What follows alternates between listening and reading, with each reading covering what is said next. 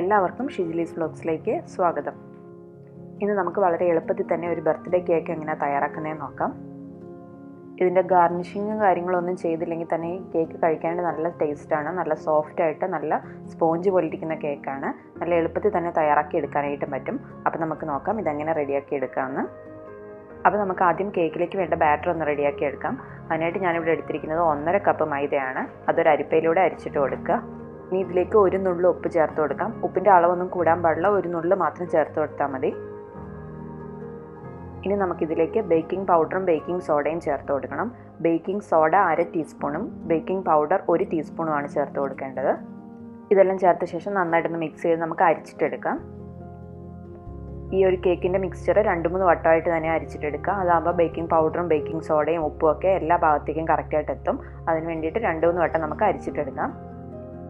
ഇപ്പം ഞാനിവിടെ 3 വട്ടം അരിച്ചെടുത്ത് വെച്ചിട്ടുണ്ട്. ഇനി നമുക്കിതിലേക്ക് വേണ്ടിയിട്ടുള്ള മുട്ടയൊന്ന് ബീറ്റ് ചെയ്തിട്ടെടുക്കാം. അതിനായിട്ട് കുഴുവുള്ള വേറൊരു പാത്രം എടുക്കുക. അതിലേക്ക് നമുക്ക് ഞാനിവിടെ 1.5 കപ്പ് മൈദയാണ് എടുത്തിരുന്നത്. അപ്പോൾ അതിൻ്റെ അളവിലേക്കായിട്ട് നമുക്ക് വേണ്ടത് 2 മുട്ടയാണ്. മീഡിയം സൈസുള്ള 2 മുട്ട എടുക്കുക. നമ്മൾ ഈ എടുക്കുന്ന ഇൻഗ്രീഡിയൻസ് എല്ലാം റൂം ടെമ്പറേച്ചറുള്ളതാവാനായിട്ട് ശ്രദ്ധിക്കുക. മുട്ടയാണെങ്കിലും ബട്ടർ ആണെങ്കിലും പാലൊക്കെ ആണെങ്കിലും ഞാൻ ഇതിനു മുമ്പുള്ള കേക്കിൻ്റെ റെസിപ്പീസിലൊക്കെ ഇത് പറഞ്ഞിട്ടുണ്ട്. അപ്പോൾ ആ കാര്യം ഒന്ന് ശ്രദ്ധിച്ചിട്ടുണ്ടെങ്കിൽ നമുക്ക് പെർഫെക്റ്റ് ആയിട്ടുള്ള കേക്ക് തന്നെ റെഡിയാക്കി എടുക്കാനായിട്ട് പറ്റും. ഇപ്പോൾ ഇവിടെ 2 മുട്ട ചേർത്ത് കൊടുത്തിട്ടുണ്ട്. ഇനി നമുക്കിതിലേക്ക് മധുരത്തിന് ആവശ്യമായിട്ടുള്ള പഞ്ചസാര ചേർത്ത് കൊടുക്കാം. ഞാനിവിടെ 1/2 കപ്പിനേക്കാളും 1 ടേബിൾ സ്പൂൺ കൂടുതലാണ് ചേർക്കുന്നത്. 1/2 കപ്പും 1 ടേബിൾ സ്പൂണും. ഇനി നമുക്കിതൊന്ന് മിക്സ് ചെയ്തിട്ടെടുക്കാം. ഞാനിവിടെ ഹാൻഡ് മിക്സർ യൂസ് ചെയ്യുന്നതേ ഉള്ളൂ. നിങ്ങളുടെ കയ്യിൽ അതില്ലാന്നുണ്ടെങ്കിൽ വിസ്കോ അല്ലെന്നുണ്ടെങ്കിൽ ഫോർക്കാണെങ്കിലും യൂസ് ചെയ്താൽ മതി. കുറച്ച് കൂടുതൽ നേരം എടുക്കുന്നേ ഉള്ളൂ. കറക്റ്റായിട്ട് തന്നെ ബീറ്റ് ചെയ്ത് കിട്ടും. ഇതുപോലെ ഹാൻഡ് മിക്സർ ഉണ്ടെങ്കിൽ ഇത് തന്നെ യൂസ് ചെയ്യുക. അതാകുമ്പോൾ പെട്ടെന്ന് തന്നെ നമുക്ക് ചെയ്തെടുക്കാനായിട്ട് പറ്റും. ഇതൊക്കെ മിക്സ് ചെയ്തിട്ട് എടുക്കാനായിട്ട് ഒരു 10 മിനിറ്റ് എടുക്കും. ആ നേരം കൊണ്ട് നമുക്ക് ഓവൻ ഒന്ന് പ്രീ ഹീറ്റ് ചെയ്തെടുക്കണം. ഞാനിവിടെ നോൺ സ്റ്റിക്ക് കടായിലാണ് ഇത് കേക്ക് ബേക്ക് ചെയ്തെടുക്കുന്നത്. അപ്പോൾ ആ നോൺ സ്റ്റിക്ക് കടായി ഒന്ന് ചൂടാവാനായിട്ട് വെക്കുകയാണ്. ഒരു 10 മിനിറ്റെങ്കിലും നന്നായിട്ട് ചൂടായതിന് ശേഷം വേണം നമുക്ക് കേക്ക് ടിന്ന് അതിലേക്ക് വെച്ച് കൊടുത്ത് കേക്ക് ബേക്ക് ചെയ്തിട്ടെടുക്കാനായിട്ട്. നിങ്ങൾ ഓവനിലാണ് കേക്ക് ബേക്ക് ചെയ്യുന്നതെന്നുണ്ടെങ്കിൽ 180 ഡിഗ്രിയിൽ 10 മിനിറ്റ് ഒന്ന് പ്രീ ഹീറ്റ് ചെയ്തിട്ടെടുക്കുക. ആദ്യം ലോ സ്പീഡിൽ തന്നെ ഇട്ടിട്ട് നന്നായിട്ട് തന്നെ മിക്സ് ചെയ്തിട്ടെടുക്കുക. മുട്ടയും പഞ്ചസാരയും നല്ലതുപോലെ മിക്സായിട്ട് പതഞ്ഞ് വരണം. ആ ഒരു രീതിയിൽ നന്നായിട്ട് തന്നെ മിക്സ് ചെയ്യുക. ഇനി ഇതിലേക്ക് വാനില എസൻസ് ചേർത്ത് കൊടുക്കുന്നുണ്ട്. 1 ടീസ്പൂൺ വാനില എസൻസ് ആണ് ചേർക്കുന്നത്. ഇപ്പം മുട്ടയും പഞ്ചസാരയും വാനില എസൻസും ഒക്കെ നന്നായിട്ട് തന്നെ മിക്സായി വന്നിട്ടുണ്ട്. ഇനി ഇതിലേക്ക് നല്ല സോഫ്റ്റ് ആയിട്ടുള്ള 1/2 കപ്പ് ബട്ടർ ചേർത്ത് കൊടുക്കാം. ഇത് അൺസാൾട്ടഡ് ബട്ടറാണ്.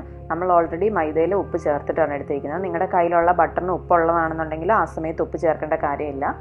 പരമാവധി ഉപ്പില്ലാത്ത ബട്ടർ തന്നെ ഇതിലേക്ക് യൂസ് ചെയ്യാനായിട്ട് ശ്രദ്ധിക്കുക. ബട്ടറും കൂടി ചേർത്ത് കൊടുത്തിട്ട് നന്നായിട്ട് തന്നെ ബീറ്റ് ചെയ്തിട്ടെടുക്കുക.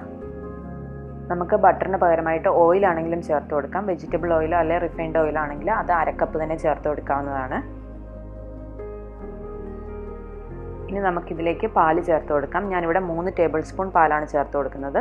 പാല് നമുക്ക് കുറച്ചും കൂടെ ആവശ്യം വരും. നമ്മൾ ഡ്രൈ ഇൻഗ്രീഡിയൻസും കൂടെ ചേർത്തിട്ട് നന്നായിട്ട് ഫോൾഡ് ചെയ്തെടുക്കുന്ന സമയത്ത് കുറച്ച് കട്ടിയുള്ള മാവായിട്ട് തോന്നുകയാണെന്നുണ്ടെങ്കിൽ അത്യാവശ്യം ആവശ്യമുള്ള പാൽ ഇതിലേക്ക് ചേർത്ത് കൊടുത്തിട്ട് വേണം ഇത് നന്നായിട്ട് തന്നെ മിക്സ് ചെയ്തിട്ടെടുക്കാനായിട്ട്. ഇപ്പം നമുക്ക് ആദ്യം 3 ടേബിൾ സ്പൂൺ പാൽ ഇതിലേക്ക് ചേർത്ത് കൊടുക്കാം. പാലും കൂടെ ചേർത്തിട്ട് ജസ്റ്റ് ഒന്നുകൂടെ ഒന്ന് ബീറ്റ് ചെയ്തിട്ട് എടുക്കുക. ഇനി നമുക്ക് നേരത്തെ എടുത്ത് വെച്ചിരുന്ന ഡ്രൈ ഇൻഗ്രീഡിയൻസ്, അതായത് മൈദയും ബേക്കിംഗ് സോഡയും ബേക്കിംഗ് പൗഡറും കൂടെയുള്ള മിക്സ്ചർ ഇതിലേക്ക് കുറേശ്ശെ വീതം ഇട്ട് കൊടുത്തിട്ട് നന്നായിട്ട് തന്നെ ഫോൾഡ് ചെയ്തിട്ടെടുക്കുക. ഒരുപാട് ഇട്ട് മിക്സ് ചെയ്യാൻ പാടില്ല. ജസ്റ്റ് പതിയെ ഫോൾഡ് ചെയ്തിട്ടെടുക്കുക. ഇപ്പോൾ നമ്മൾ മുഴുവൻ മിക്സ്ചർ ഇതിലേക്ക് ചേർത്ത് കൊടുത്തിട്ടുണ്ട്. ഇനി നമുക്ക് ഹാൻഡ് മിക്സർ യൂസ് ചെയ്തിട്ട് തന്നെ നന്നായിട്ട് ഒന്നുകൂടെ ഒന്ന് ബീറ്റ് ചെയ്തിട്ടെടുക്കാം. ഏറ്റവും ലോ സ്പീഡിലിട്ട് ജസ്റ്റ് ഒന്ന് ബീറ്റ് ചെയ്തെടുത്താൽ മതി. ആ സമയത്ത് നമുക്ക് മാവിൻ്റെ കൺസിസ്റ്റൻസി നോക്കിയിട്ട് ആവശ്യമുണ്ടെങ്കിൽ കുറച്ചും കൂടെ പാൽ ഇതിലേക്ക് ചേർത്ത് കൊടുക്കാം. മാവ് നല്ല കട്ടിയിലിരിക്കുകയാണെങ്കിൽ മാത്രം പാല് ചേർത്ത് കൊടുത്താൽ മതി. ഇപ്പോൾ നമ്മുടെ കേക്കിൻ്റെ ബാറ്റർ കറക്റ്റ് കൺസിസ്റ്റൻസിയാണ്. ഞാൻ മൊത്തം 5 ടേബിൾ സ്പൂൺ പാലാണ് ഇതിലേക്ക് ചേർത്ത് കൊടുത്തത്. നമ്മൾ ഈ കേക്കിൻ്റെ മിക്സ്ചറൊക്കെ റെഡിയാക്കുന്നതിന് മുമ്പായിട്ട് തന്നെ കേക്ക് ടിന്ന് നന്നായിട്ട് ബട്ടറോ അല്ലെന്നുണ്ടെങ്കിൽ ഓയിലോ ഒക്കെ സ്പ്രെഡ് ചെയ്ത് നന്നായിട്ട് തന്നെ ഗ്രീസ് ചെയ്തെടുത്ത് വെക്കുക. അതിനുശേഷം കേക്കിൻ്റെ ഈ ബാറ്റർ തയ്യാറാക്കി ഉടനെ തന്നെ നമുക്ക് കേക്ക് ടിന്നിലേക്ക് ഈ മാവ് ഒഴിച്ചു കൊടുക്കാം. ഇനി നമുക്ക് ഈ കേക്കിൻ്റെ ബാറ്റർ ഇതിലേക്ക് ഒഴിച്ചു കൊടുത്തിട്ട് നന്നായിട്ടൊന്ന് ടാപ്പ് ചെയ്തിട്ടെടുക്കാം. എയർ ബബിൾസ് എന്തെങ്കിലും ഉണ്ടെങ്കിൽ അതൊന്ന് പോകാൻ വേണ്ടിയിട്ടാണ് ഇതുപോലെ ടാപ്പ് ചെയ്ത് കൊടുക്കുന്നത്. ഇനി നമുക്ക് ഓൾറെഡി പ്രീ ഹീറ്റഡ് ആയി കിടക്കുന്ന ഓവനിലേക്ക് അല്ലെന്നുണ്ടെങ്കിൽ കടായിലേക്ക് ഇത് വെച്ച് കൊടുത്തിട്ട് നമുക്ക് ബേക്ക് ചെയ്തിട്ടെടുക്കാം. ഏറ്റവും ലോ ഫ്ലെയിമിൽ 30 മുതൽ 35 മിനിറ്റിനുള്ളിൽ നമുക്ക് കേക്ക് ബേക്കായിട്ട് കിട്ടും. നിങ്ങൾ ഓവനിലാണ് വെക്കുന്നതെങ്കിൽ 160 ഡിഗ്രിയിൽ 30 മിനിറ്റ് തന്നെ വെക്കുക. 30 മിനിറ്റ് ശേഷം ജസ്റ്റ് ഒന്ന് വല്ല സ്ക്യൂറോ അല്ലെന്നുണ്ടെങ്കിൽ ടൂത്ത് പിക്ക് കൊണ്ട് വെച്ചൊന്ന് ഇൻസേർട്ട് ചെയ്ത് നോക്കുക. നന്നായിട്ട് വെന്തിട്ടില്ല എന്നുണ്ടെങ്കിൽ മാത്രം ഒരു 5-10 മിനിറ്റ് എക്സ്ട്രാ വെച്ചാൽ മതി. കൃത്യം 35 മിനിറ്റാണ് എടുത്തത്. സ്ക്യൂർ വെച്ചിട്ട് ഇൻസേർട്ട് ചെയ്ത് നോക്കിയപ്പോൾ നന്നായിട്ട് തന്നെ വെന്തിട്ടുണ്ട്. ഇനി അത് തണുക്കാനായിട്ട് വെക്കുകയാണ്. നമുക്കിനി ഐസിങ്ങിന് വേണ്ടിയിട്ട് നമുക്ക് ഈ വിപ്പിംഗ് ക്രീം ഒന്ന് ബീറ്റ് ചെയ്തിട്ടെടുക്കാം. വിപ്പിംഗ് ക്രീം എപ്പോഴും റെഡിയാക്കി എടുക്കുന്നതിന് മുമ്പ് ഈ പാത്രവും ഇതിൻ്റെ ഈ ബ്ലേഡും എല്ലാം നന്നായിട്ട് തന്നെ ഫ്രീസറിൽ ഒരു 10 മിനിറ്റ് വെച്ച് നന്നായിട്ട് തണുപ്പിച്ചെടുക്കുക. അതിനുശേഷം വേണം ഇത് ബീറ്റ് ചെയ്തിട്ടെടുക്കാനായിട്ട്. നമുക്ക് ഏത് വിപ്പിംഗ് ക്രീം ആണെങ്കിലും യൂസ് ചെയ്യാം. അത് നമുക്ക് 1 കപ്പാണ് വേണ്ടത്. പിന്നെയെന്ന് പറഞ്ഞാൽ നിങ്ങളിപ്പം വിപ്പിംഗ് പൗഡറാണ് യൂസ് ചെയ്യുന്നതെന്നുണ്ടെങ്കിൽ 2 സാഷേ വിപ്പിംഗ് പൗഡർ എടുക്കുക. അതിലേക്ക് 1 കപ്പ് പാലും കൂടെ ചേർത്തിട്ട് നന്നായിട്ട് തന്നെ ബീറ്റ് ചെയ്തിട്ടെടുക്കുക. തണുത്ത പാല് ചേർക്കാനായിട്ട് പ്രത്യേകം ശ്രദ്ധിക്കുക. നമ്മൾ ഫ്രിഡ്ജിൽ നിന്ന് എടുക്കുന്ന പാല് അതേപടി ചേർത്താൽ മതി. എന്നിട്ട് നന്നായിട്ട് തന്നെ ബീറ്റ് ചെയ്തിട്ടെടുക്കുക. പിന്നെ മധുരം കുറവാണെന്ന് തോന്നുകയാണെങ്കിൽ പൊടിച്ച പഞ്ചസാര 1-2 ടേബിൾ സ്പൂൺ ചേർത്ത് കൊടുക്കാം. മധുരം ആവശ്യമുണ്ടെങ്കിൽ മാത്രം ചേർത്താൽ മതി. അല്ലെന്നുണ്ടെങ്കിൽ ഐസിങ്ങിന് ഭയങ്കര മധുരമായി പോകും. ഓൾറെഡി വിപ്പിംഗ് പൗഡറിലും വിപ്പിംഗ് ക്രീമിലൊക്കെ മധുരം ഉണ്ടായിരിക്കും. അപ്പോൾ ആവശ്യമുണ്ടെങ്കിൽ കുറേശ്ശെ വീതം മധുരം കൂടെ ചേർത്തിട്ട് നന്നായിട്ട് തന്നെ ബീറ്റ് ചെയ്തിട്ടെടുക്കുക. ഇപ്പം ഞാനിവിടെ എടുത്തിരിക്കുന്നത് 1 കപ്പ് വിപ്പിംഗ് ക്രീമാണ്. അത് നന്നായിട്ട് തന്നെ ബീറ്റ് ചെയ്തിട്ടെടുക്കുക. ആദ്യം ലോ സ്പീഡിലിട്ട് ബീറ്റ് ചെയ്യുക. അതിനുശേഷം സ്പീഡ് കൂട്ടിക്കൊണ്ടുവരിക.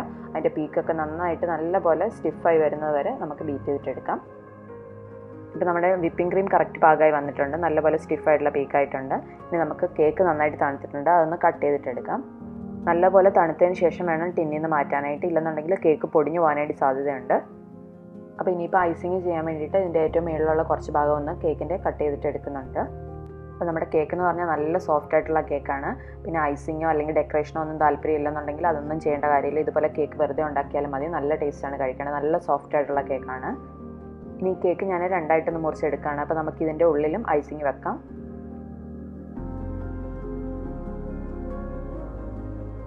അപ്പോൾ നമുക്കിനി കേക്ക് സെറ്റ് ചെയ്തിട്ടെടുക്കാം.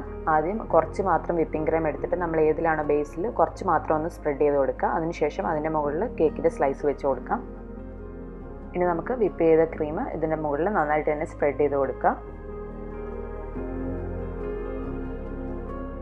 അതുപോലെ അടുത്ത സ്ലൈസ് കേക്ക് വെച്ച് അതിൻ്റെ മുകളിലും പിന്നെ ഇതിന് ചുറ്റും എല്ലാം നമുക്ക് ഈ ഫ്രോസ്റ്റിങ് നന്നായിട്ട് തന്നെ സ്പ്രെഡ് ചെയ്തിട്ട് കൊടുക്കാം.